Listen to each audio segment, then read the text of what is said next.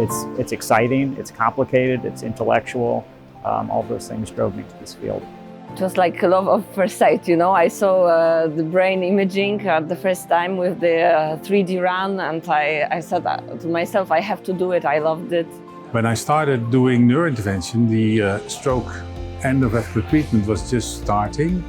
And we saw in the Netherlands already in early phase that it was very successful.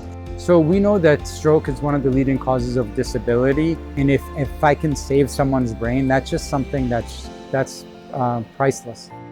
So saving a brain, saving the soul and personality of our patients is critical to the development of our field. With a stroke, the patient is paralyzed, he's bedbound, and suddenly you do something and he gets back to his life.